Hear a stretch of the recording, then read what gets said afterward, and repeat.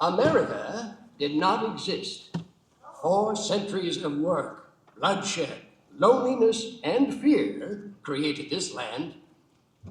We built America, and the process made us Americans.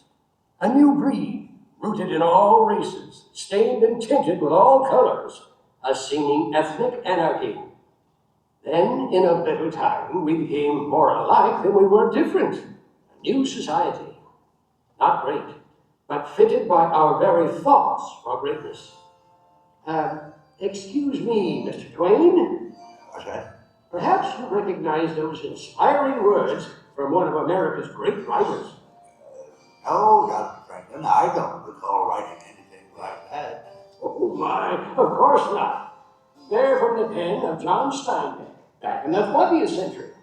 Why, it seems he has nearly the same spirit as the founding fathers themselves. Well, listen to the proud elder statesman. Mr. Twain, pride is one of our national passions.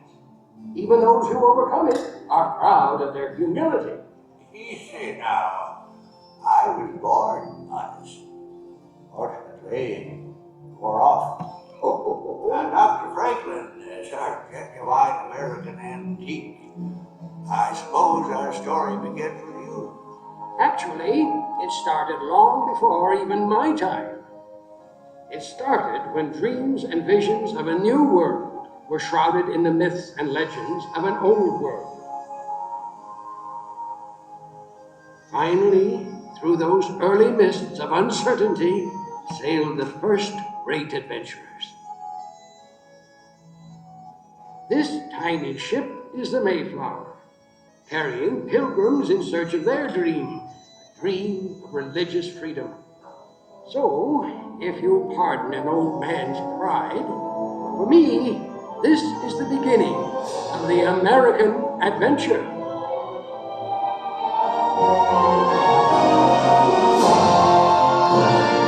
There's a land across this ocean I'm waiting to see. A land for these people who dream to be free. So stand by the mainsail, the fierce storms will race. Aloft with ye mates, our King Neptune will face. You'd think that these landlubbers never would last. This cargo of pilgrims, 12 weeks for the mast. It's land ho, we hearties, at last we've arrived, and praise be to God, nearly all have survived. But a look o'er this wilderness brings me to dread that the first bitter winter may leave all more dead. They call themselves pilgrims, these poor wretched souls, with a dream to be free in the new world they're going. Yes, far from welcoming the early settlers, this land severely challenged them. It was a struggle for survival that gained but a tiny toehold in a vast, untamed wilderness. In the decades that followed, a new challenge began to emerge. We were growing more and more apart from the mother country. Passion began to govern, and she never governs wisely. Ha! The British think it's fools we be. If they tax our trade, then our land be next, and soon all else we possess. Hear me now. You ask defense against the French and the Indians. Should you not help pay for it? Parliament's colonial policy is both arbitrary and unjust. That's nonsense. The same tea that cost you 3 shillings a pound costs us 6. First, we spoke out with our voices. Then we spoke out with action, with a growing defiance that led to the Boston Tea Party. Hear ye! Hear ye! By royal proclamation, His Majesty King George III hereby sets... Look at this! They're closing the harbor! But surely we can work something out. Our king feels we've wronged him. Your king, you Tory! Either we cut the ties with England or we surrender our liberty. Finally, the time had come to speak with one voice in a declaration of independence. Good evening, Mr. Jefferson. Have you finished the new draft yet? Those are new drafts all over the floor, Dr. Franklin. It seems one stroke of this pen brings 2 changes from Congress. I told you John Adams should have written this. Oh, by his own admission, you can write circles around him. Mr. Adams has not been prisoner in this loft for 17 days. I shall continue tomorrow. You must continue now. Thomas, it is difficult to make 13 clocks chime at the same time, but we must carefully justify the separation. Dr. Franklin, while you slept soundly through the meeting this afternoon, we did manage to justify separation. We hold these truths to be self-evident, that all men are created equal, that they are endowed by their Creator with certain inalienable rights, that among these are life, liberty, and the pursuit of happiness.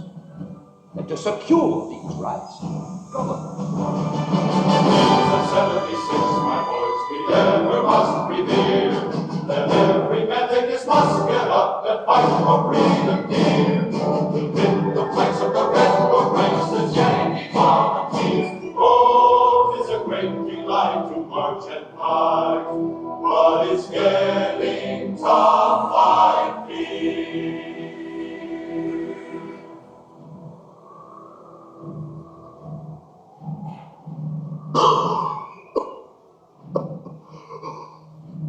I shan't spend another night up here.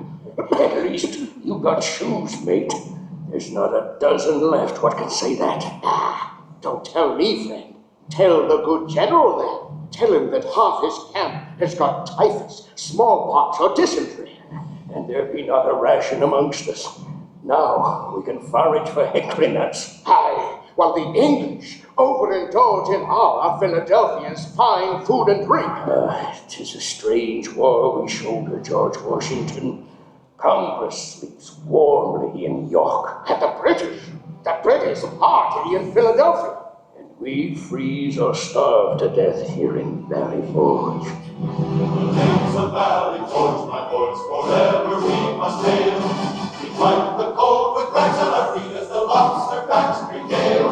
But the time will come that we have the run and the ships will homeward sail. Oh, it's a great delight to march and fight along the victory trail. It's a great delight to march and fight along the victory trail. In the end, we the people prevailed and achieved perhaps our greatest dream. 13 very different colonies became the United States of America, and we were free to become an entire nation of dreamers and doers. Westward bound, Dr. Franklin, to new frontiers. To the age of Samuel Langhorne Clemens. Well, I like to think Mark Twain was part of all that.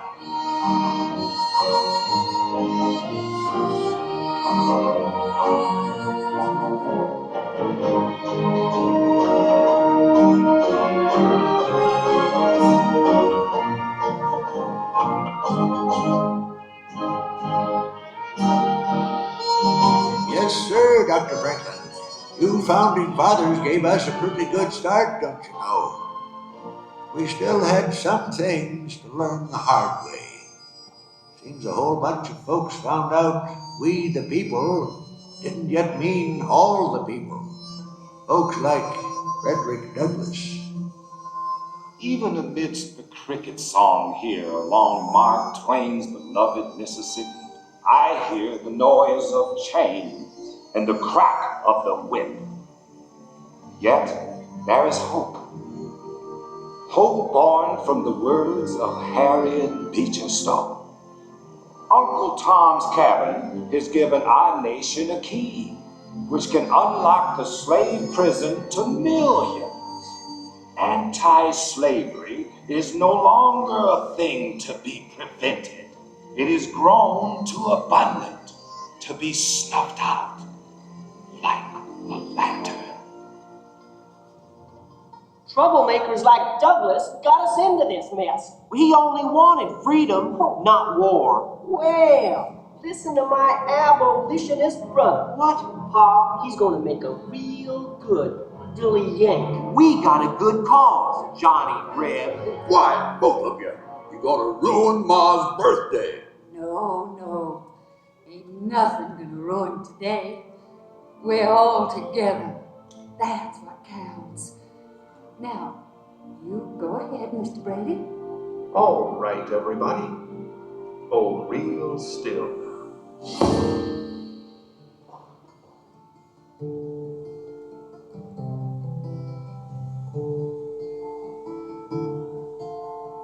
Two brothers on their way, two brothers on their way, two brothers on their way, one wore blue and one wore gray.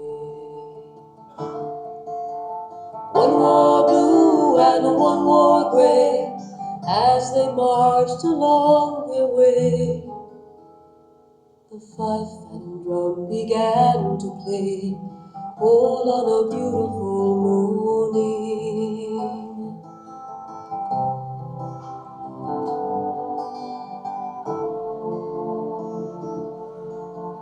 One was gentle, one was kind. One was gentle, one was kind. One came home, one stayed behind. A cannonball don't pay no mind. A cannonball don't pay no mind. If you're gentle or if you're kind. It don't think of the folks behind, all on a beautiful morning. All on a beautiful morning. At last, the terrible Civil War ended. The time had come to rebuild our shattered nation. And a new wave of immigrants would help us do it. From around the world they came, these new Americans. 1,000 noble currents, wrote Herman Melville, all pouring into one. Seems there was a new dawn coming for the American adventure. Enough! Enough of your words. Let your new dawn lead to the final sunset on my people's suffering. When I think of our condition, my heart is heavy. I see men of my own race treated as outlaws or shot down like animals.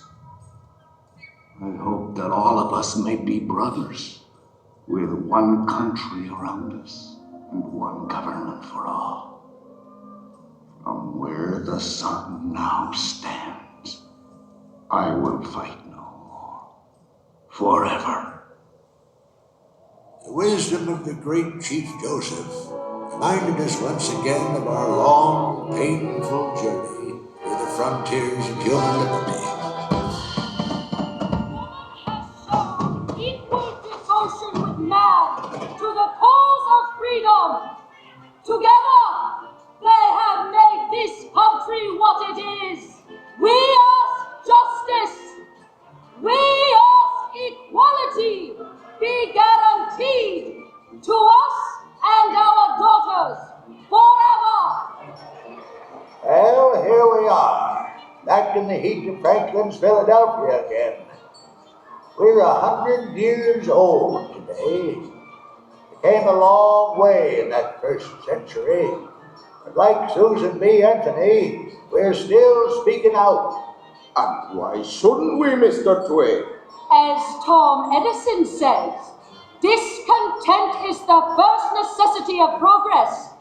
Edison? Afraid I don't place the name. Edison's that young phonograph inventor. Why, this great hall is filled with new inventions. There's Otis elevators, Paula's magnificent steam engines. And don't forget me telephone, the true hallmark of progress. Aha! The behold the proud Scots. That's right. Carnegie Steel built this place.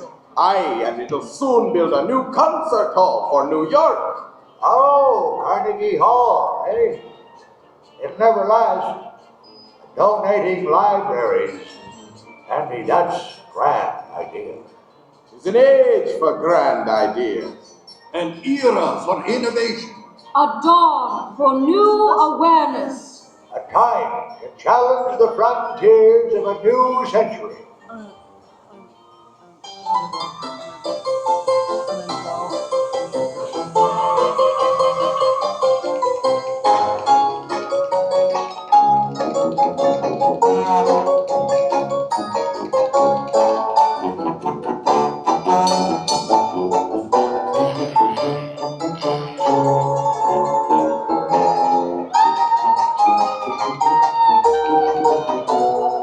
Yes, sir. We soared into the 20th century on the wings of invention and the winds of change. But our America the Beautiful, she was changing too. We needed people like Teddy Roosevelt and an outspoken naturalist, John Muir, to get our attention. Beautiful. Bully beautiful. Those falls are magnificent. Aye, Mr. President. But it won't last if the timber thieves have their way. John, you may be right, but the country's growth is putting a tremendous demand on our resources. Any fool can destroy trees. Why, for more than 3,000 years, God has cared for our giant sequoias, saved them from drought, disease, avalanches, and floods. But he cannot save them from fools. Now, John, you know I can't ask lumbering to stop completely. All I ask is that we stop massive destruction. What will our children inherit? Seedlings? Of course not. I realize we're not building this country for a generation alone. I know we've got to expand our parks. Then start it here and now. Make this valley a part of Yosemite National Park. Well, I guess we needed those national parks. Seems the simple life of my day was slipping away. But ready or not, we were soon thrust into the hectic role of a world leader and into the war to end all wars.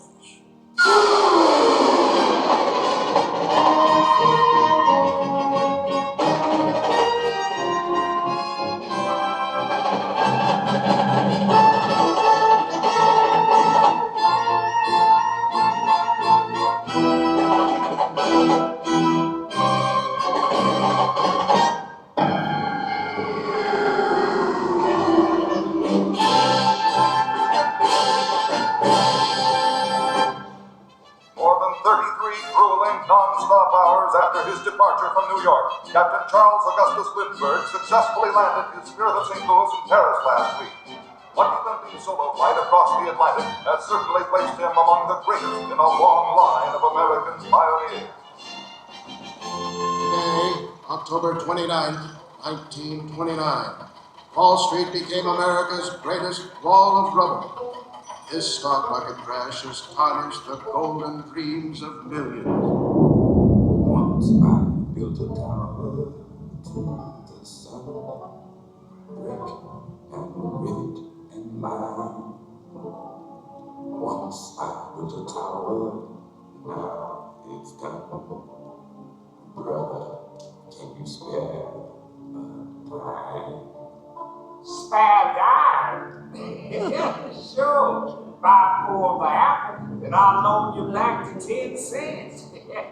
Hey, Sam, I heard tell there's New York millionaires selling apples too. You mean ex-millionaires, don't you? Hey, it looks like the storm is finally letting up. Yeah, maybe the Sunday drivers will come out and hunt for gas. Ain't many folks will pay no 18 cents a gallon. Hey, listen, fellas. Old FDR's been inaugurated.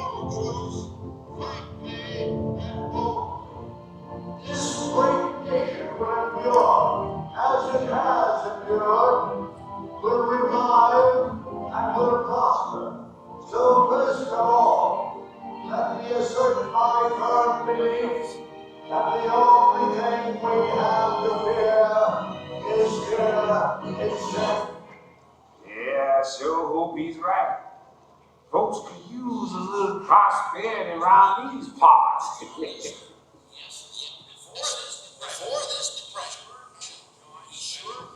Oh, I think that's Will Rudd.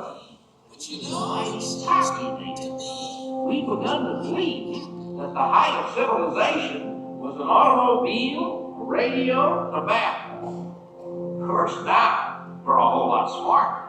Now Congress wants to trim down the Navy so it'll fit into the bathtub too.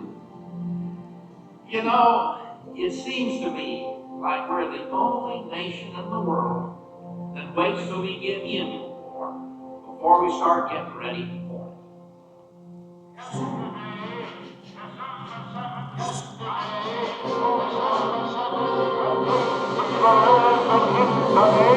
The United States of America was suddenly and deliberately attacked by naval and air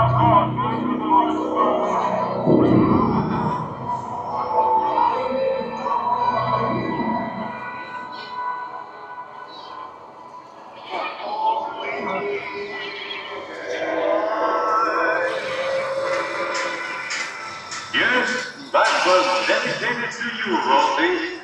Tens of thousands of you across the face of America working tonight to keep our boys in the fight. To all of you out there, a very Merry Christmas. Well, Rosie, think you'll ever get this old top back in the fight? We'll sure try, sailor. Hey, what did you fellas do? Let the whole Nazi fleet use your retirement practice?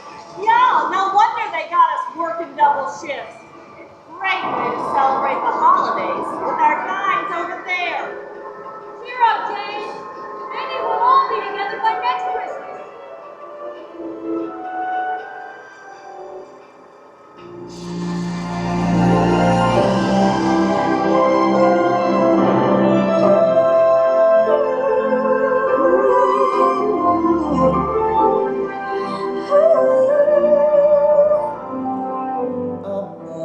America, spread your golden wings, sail on freedom's wind across the sky. Brave bird, with your golden dreams, flying high, flying high.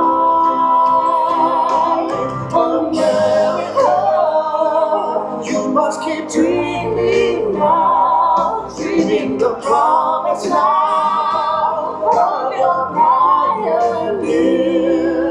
America, keep on flying now, keep your spirit free, facing new frontiers.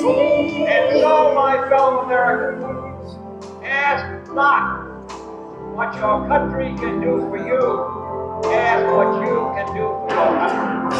My fellow citizens of the world, ask not what America will do for you, but what together we can do for the freedom of man. I have a dream this afternoon that the brotherhood of man will become a reality in this state, with this state. 40 feet down, 2.5. Pick up some dust. 4 forward, drift into the right low. Contact light. Okay, engine stop. We can't get down, Eagle. Tranquility base here. The Eagle has landed. Restless one in a world of change, keeping dreams aloft in the rain. Spirit free, soaring through the clouds.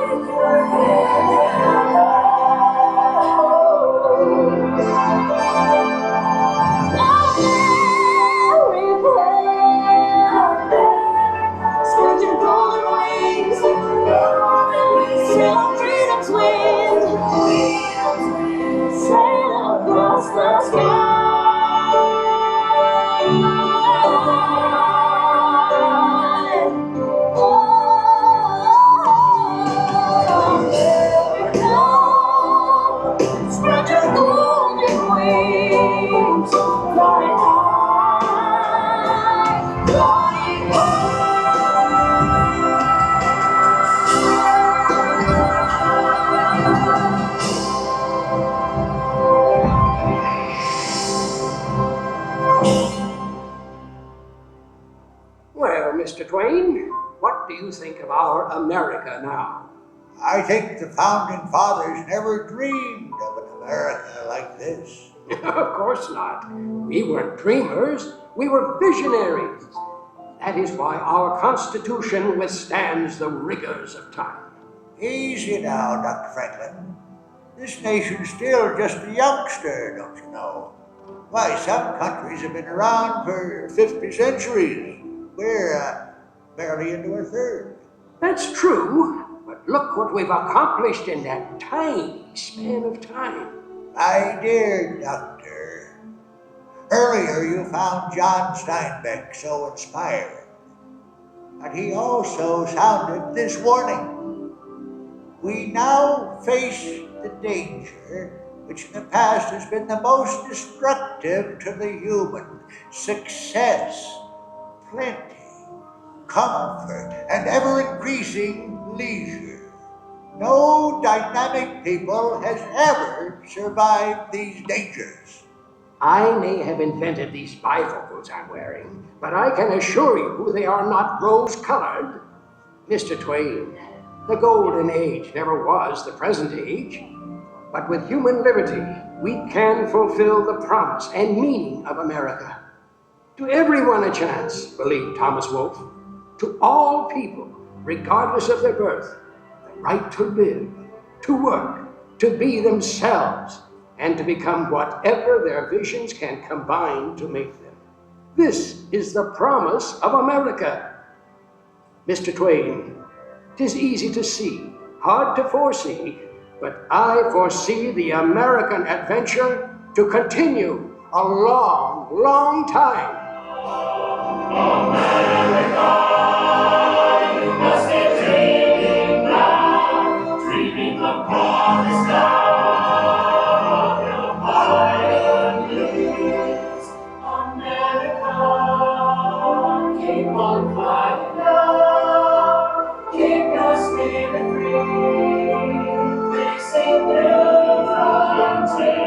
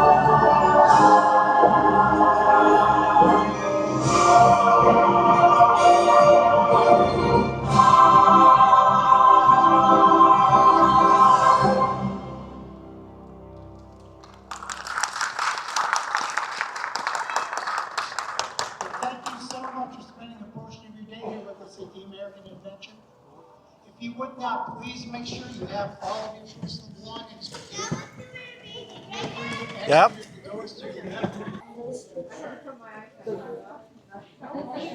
I would, so she would right back on her entire folks, by the way.